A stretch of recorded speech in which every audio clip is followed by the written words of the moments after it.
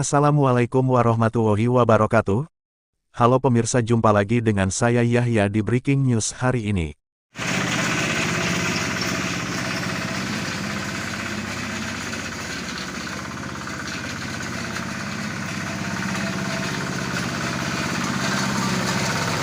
Pemirsa Fakta Presisi dimanapun Anda berada, saat ini saya sedang berada di Desa Matangaji, Kecamatan Sumber, Kabupaten Cirebon. Ini saya sengaja ya memonitoring terkait penyelenggaraan kegiatan pembangunan sarana infrastruktur atau untuk fasilitas umum lainnya ya terkait bergulirnya dana desa yang sekarang ini tentunya sebagaimana kita ketahui bersama ya ada suatu pengurangan, dan ini tentunya juga tidak lantas kemudian dihentikan pembangunan tersebut. Untuk mengetahui lebih lanjut tentang strategi pengolahan dana desa seperti apa, nanti saya ajak kepada Anda para pemirsa untuk sama-sama mengikuti wawancara kami ya, saya dengan Kuwu Ruswandi dari Desa Matangaji, Kabupaten Cirebon ya. Untuk itu saya ajak kepada Anda, mari kita ikuti secara bersama-sama. Terkait adanya pemangkasan dana desa ini Pak Kuwu ya, tentunya kan pembangunan juga tidak kemudian berhenti ya, karena ini juga merupakan salah satu kebutuhan ya, seperti sarana infrastruktur, kemudian beberapa fasilitas-fasilitas lainnya juga tentunya kan dibutuhkan oleh masyarakat. Bagaimana ya terkait hal ini, mengingat kondisi dana desa yang istilahnya minim ya, tentunya ada strategi apa yang kiranya Pak Kuwu bisa diterapkan ya kaitan dengan pelaksanaan pembangunan di Desa Matangaji ini. Silakan langsung Pak Kuwu, Pak Rusnandi ya. Baik, terima kasih Kang Yahya. Untuk strategi pembangunan fisik non fisik di Desa Matangaji, Kecamatan Sumber, Kabupaten Cirebon ini, saya pribadi mempunyai strategi khusus untuk menanggulangi kebutuhan penyelenggaraan di pemerintah Desa Matangaji ini. Mungkin banyak sekali gitu. Strategi awal, karena dana desa dipangkas untuk kebutuhan pembangunan Propdes, saya sudah berstrategi dan berencana untuk menanggulangi kebutuhan kelembagaan, sarana prasarana infrastruktur yang dibutuhkan di Desa Matangaji ini. Alhamdulillah Desa Matangaji sudah membangun desa wisata.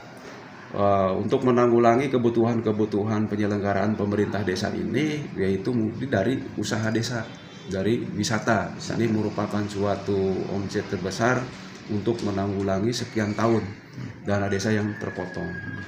Itu yang pertama. Yang kedua, strategis yang saya sampaikan kepada perangkat desa, khususnya kewilayahan, untuk sering bersosialisasi di masyarakat terkait meningkatkan partisipasi gotong royong di masyarakat untuk menanggulangi atau menyikapi masalah-masalah yang ada di desa.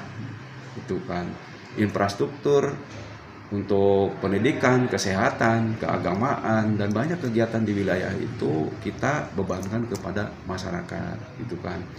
Sosialisasi ini merupakan suatu strategi untuk menghilangkan ataupun menepis pemahaman dana desa yang dipangkas, karena di masyarakat itu belum memahami terkait dengan pemangkasan dana desa ya oleh pusat untuk pembangunan KDMP dan MBG, gitu kan.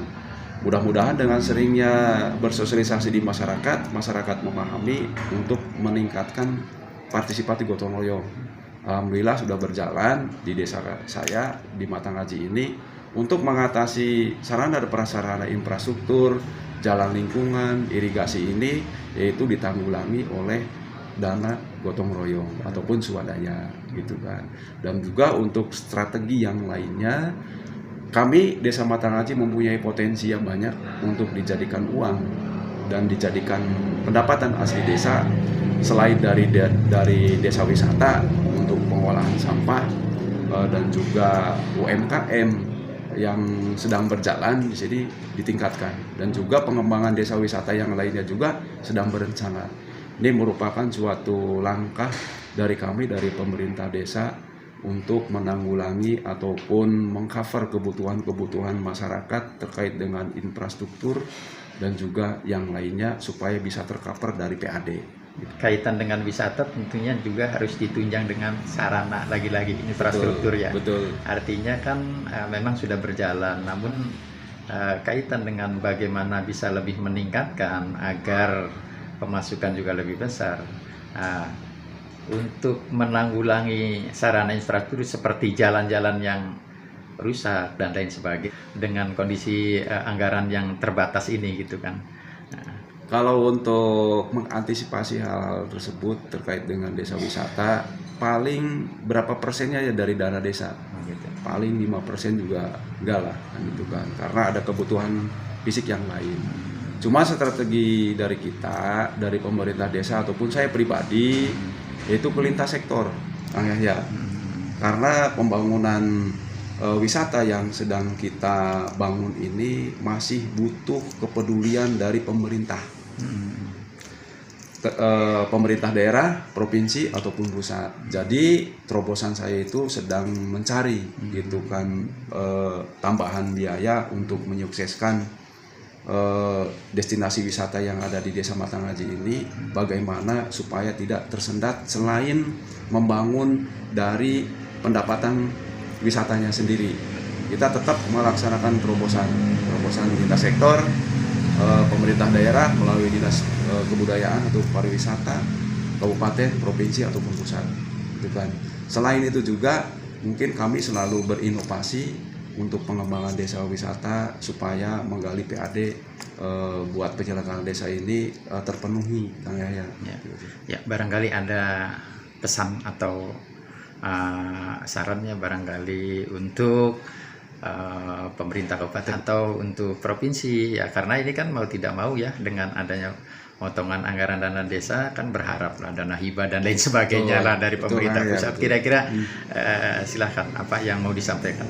Untuk saran dari kami, dari pemerintah Desa Matanghaji, Kecamatan Sumber, Kabupaten Cirebon, kepada lintas sektor yang mempunyai kewenangan terkait dengan infrastruktur, jalan, irigasi, penerangan jalan, pemukiman, dan yang lain-lainnya, mohon untuk peduli menganggarkan ke setiap desa yang mempunyai potensi usaha desa gitu kan. Jangan dihapus, jangan efisiensi, tetap harus ada supaya keberlangsungan pembangunan di tingkat desa itu ada kepedulian dari pemerintah daerah, provinsi ataupun pusat. Itu kan ya. Ya.